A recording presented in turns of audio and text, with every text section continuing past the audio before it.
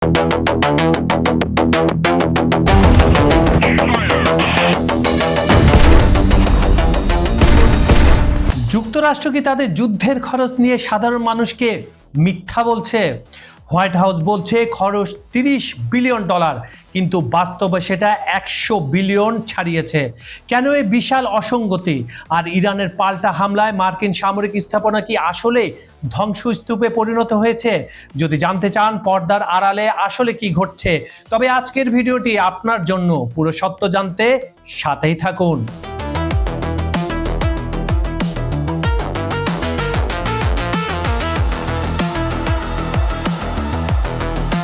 ইরানের সাথে যুদ্ধে যুক্তরাষ্ট্রের প্রকৃত ব্যয়।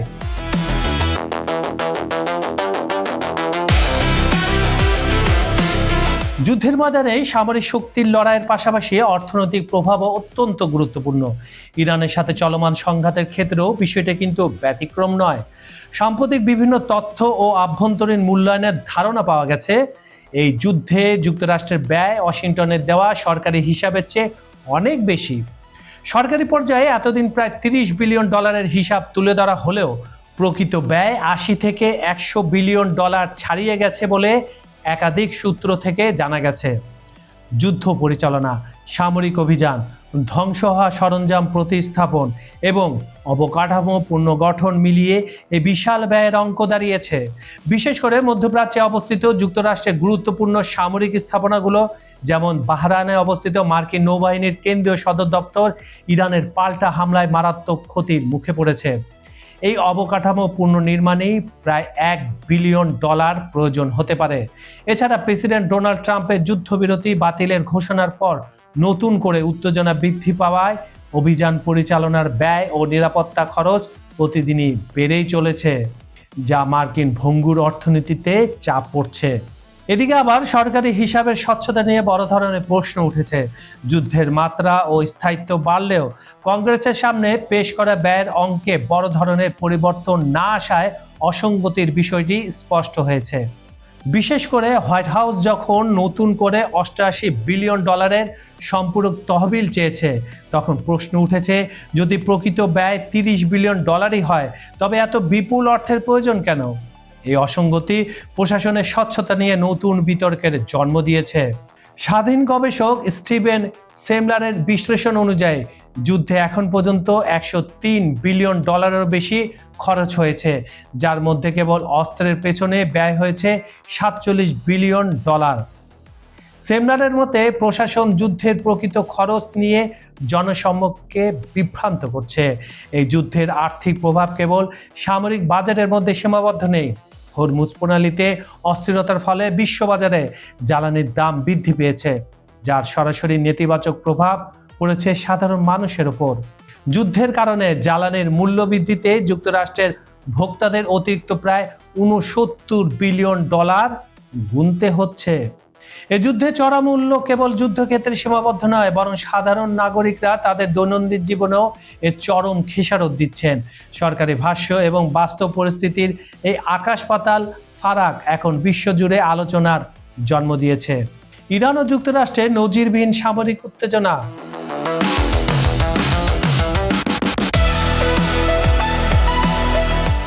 ইরান ও যুক্তরাষ্ট্রের মধ্যকার চলমান ভূ রাজনৈতিক অস্থিরতা বর্তমানে এক ভয়াবহ ও বিধ্বংসী রূপ ধারণ করেছে।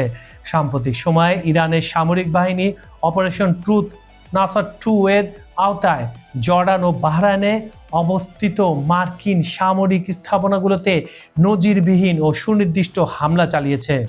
ইরানের অ্যারোস্পেস ফোর্সের দাবি অনুযায়ী এই হামলায় মার্কিন বিমান ঘাঁটি, কমান্ড সেন্টার, উন্নত রাডার ব্যবস্থা এবং জ্বালানি সংরক্ষণাগারগুলো মারাত্মকভাবে ক্ষতিগ্রস্ত হয়েছে। ইরান এই অভিযানের পেছনে প্রধানত দুটি কারণ উল্লেখ করেছে। প্রথমত, 4 মাস আগে ইরানের সর্বোচ্চ নেতাকে লক্ষ্য করে যুক্তরাষ্ট্রে শুরু করা যুদ্ধের জবাব। দ্বিতীয়ত, ইরানের ইলাম প্রদেশে একটি শিশু ক্যান্সার হাসপাতাল ও বেসামরিক পানি উৎপাদন কেন্দ্রে মার্কিন হামলার প্রতিশোধ। ইরান স্পষ্ট করেছে তাদের এই লড়াই কেবল মার্কিন আগ্রাসনের বিরুদ্ধে, কোনো নির্দিষ্ট দেশের সাধারণ জনগণের বিরুদ্ধে নয়। বিশেষ করে জর্ডানের জনগণের প্রতি তাদের আহ্বান, তারা যেন নিজেদের ভূমিকে মার্কিন স্বার্থ উদ্ধারে ব্যবহার করতে না দেয়। সংঘাতের এই নতুন মাত্রা শুরু হয় যখন মার্কিন প্রেসিডেন্ট ডোনাল্ড ট্রাম্প ইরানের ওপর কঠোর অবরোধ আরোপ করেন এবং বন্দর আব্বাস সহ ইরানের বিভিন্ন এলাকায় বিমান হামলা শুরু করেন। পাল্টা ব্যবস্থা হিসেবে ইরান বৈশ্বিক জ্বালানি সরবরাহের প্রধান রুট হরমুজ প্রণালী সম্পূর্ণ বন্ধ করে দিয়েছে, যা বিশ্ব অর্থনীতিতে বড় ধরনের ঝুঁকি সৃষ্টি করেছে। ইরান জানিয়েছে তাদের এই সামরিক অভিযান এখনও চলমান রয়েছে। বিশ্লেষকদের মতে দুই দেশের এই পাল্টাপাল্টি আক্রমণ মধ্যপ্রাচ্যকে এক দীর্ঘমেয়াদী ও ভয়াবহ যুদ্ধের দ্বারপ্রান্তে ঠেলে দিয়েছে। এই পরিস্থিতি কেবল এই অঞ্চলটিতে নয়, বরং বিশ্বজুড়ে জ্বালানি নিরাপত্তা ও রাজনৈতিক স্থিতিশীলতাকে চরম হুমকির মুখে ফেলেছে। সামরিক এই উত্তেজনা এখন যে কোনো মুহূর্তে বৃহৎ আঞ্চলিক যুদ্ধের রূপ নিতে পারে বলে আন্তর্জাতিক মহল আশঙ্কা প্রকাশ করছে। বিশ্বের মানচিত্রে শক্তির ভারসাম্যে এই লড়াই এখন নতুন মোড় নিয়েছে। ইরান বারবার বলে আসছে তারা যুদ্ধ চায় না, কিন্তু নিজের সার্বভৌমত্ব রক্ষা এবং আগ্রাসনের জবাব দিতে তারা বিন্দুমাত্র পিছু হটবে না। তেহরানের হুঙ্কার স্পষ্ট, অন্যায়ের বিরুদ্ধে তাদের এই প্রতিরোধ থামার নয়, বরং সময়ের সাথে সাথে তা আরও তীব্র হওয়ার ইঙ্গিত দিচ্ছে। যুক্তরাষ্ট্রের এই সামরিক মহাযজ্ঞ আর তাদের ক্রমবর্ধমান ব্যয়ের হিসাব কি শেষ পর্যন্ত তাদের লক্ষ্য অর্জনে সফল হবে, নাকি মধ্যপ্রাচ্যের বালুচরে ধূলিসাৎ হবে ট্রাম্প প্রশাসনের উচ্চাভিলাষী পরিকল্পনা? উত্তরের অপেক্ষায় পুরো বিশ্ব। বন্ধুরা, আপনারা কি মনে করেন এই যুদ্ধের শেষ কোথায়? ইরান কি তাদের এই কঠিন অবস্থানের মাধ্যমে শেষ পর্যন্ত মার্কিন আধিপত্যকে রুখে দিতে পারবে? আপনাদের মূল্যবান মতামত জানান কমেন্ট বক্সে। সাবস্ক্রাইব করুন চ্যানেলটি, কারণ আন্তর্জাতিক রাজনীতির এমন সাহসী ও নিরপেক্ষ বিশ্লেষণ শুধু এখানেই পাবেন। বিজ্ঞাপন ও প্রমোশনের জন্য ডেসক্রিপশনে দেওয়া নাম্বারে যোগাযোগ করতে পারেন। খবর সংযোগের এই অনুষ্ঠানটি আপনারা পৃথিবীর কোন প্রান্ত থেকে দেখছেন? Bangladesh, Bharat, Pakistan, America, Europe, Ukraine, Brazil, Argentina, Africa, Saudi Arab, Kuwait বা দুবাই, যেখান থেকে দেখছেন না কেন, আমরা আপনার মতামত শুনতে আগ্রহী। আজ এই পর্যন্তই। আমি কাজল হায়দার বিদায় নিচ্ছি। দেখা হবে পরের ভিডিওতে নতুন কোনো উত্তপ্ত ইস্যু নিয়ে। ভালো থাকুন, সতর্ক থাকুন। আল্লাহ হাফেজ।